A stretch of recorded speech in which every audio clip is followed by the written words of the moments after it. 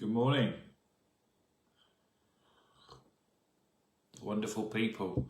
When I was at school, there was an elaborate system of trying to get people to believe you when you were saying something. So if you were promising something, it was not enough to just say, yes, I'll do it, or yes, you must believe me. We had to add on to it lots of other things to make sure that the promise was going to be made. So people used to say things like, cross my heart and hope to die. So it was like almost like a curse on yourself if you're not going to fulfill the promise. Or people would even say terrible things like, on my mother's life, I promise that I'll do it, and there were these additions. And the religious people in the time of Jesus did a very similar thing, because in the Old Testament there were lots of prohibitions, if you like, on taking oaths in the name of the Lord. So for example, the third commandment in Exodus 20, you shall not take the name of the Lord your God in vain. And Leviticus 19, you shall not swear by my name falsely and so profane the name of your God. And in Numbers 30, when a man vows a vow to the Lord, he shall not break his word. And when you make a vow to the Lord, this is Deuteronomy 23, when you make a vow to the Lord your God, you shall not be slack to pay it. So there was a lot of stuff in the Bible that says that don't make vows to the Lord. Don't make promises that you cannot keep. And so Jesus says in Matthew 5, you have heard that it was said to the people long ago, do not break your oath, but fulfill to the Lord the vows you've made. But I tell you, do not swear an oath at all, either by heaven, for it is God's throne, or by the earth, for it is his footstool, or by Jerusalem, for it is the city of the great king. And do not swear by your head, for you cannot make even one hair black or white. All you need to say is simply yes or no. Anything else comes from the evil one.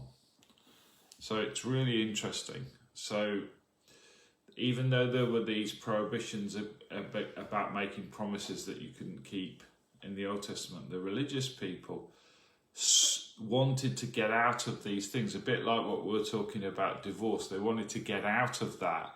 And so they twisted it, and instead of making the focus upon the actual promise itself, they made the focus upon the name of the Lord. And so they prohibited people from actually saying God's name. But actually it says the prohibition is against making promises that you cannot keep. And so they riddled out of it, and it was like a formula of saying the actual promise that they would twist to make it seem. So for example, in Matthew 23, Jesus talks about this. He says, woe to you, blind guides, verse 16. You say, if anyone swears by the temple, it means nothing. But anyone who swears by the gold of the temple is bound by their oath. You blind fools, which is greater, the gold or the temple that makes the gold sacred? You also say, if anyone swears by the altar, it means nothing, but anyone who swears by the gift on the altar is bound by the oath. You blind man, which is greater, the gift or the altar that makes the gift sacred? Therefore, anyone who swears by the altar swears by it and by everything on it. And anyone who swears by the temple swears by it and by the one who dwells in it. And anyone who swears by heaven swears by God's throne and by the one who sits in it, on it. So they tried to riddle out of the promises that they were made. And so Jesus gives a better way, a new way of living, a good way. He says basically this: don't make promises at all like that. Don't make oaths like that at all. But just, if you're going to do something, say, yes, I'll do it. If If you're not going to do something, say no, I won't do it. And this is what James picks up on in his letter. James says, he talks about, above all, my brothers and sisters, verse 12, do not swear, nor by any heaven or by earth or by anything else. All you need to say is simply yes or no. Otherwise, you will be condemned.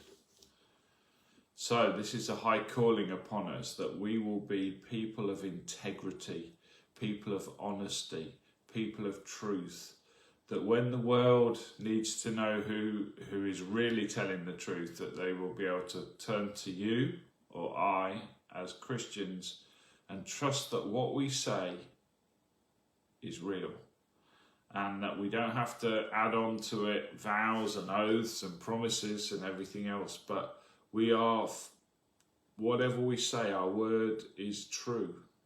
And so here's the challenge to you, or challenge to me, to not try to prove ourselves by making lots of oaths and promises, and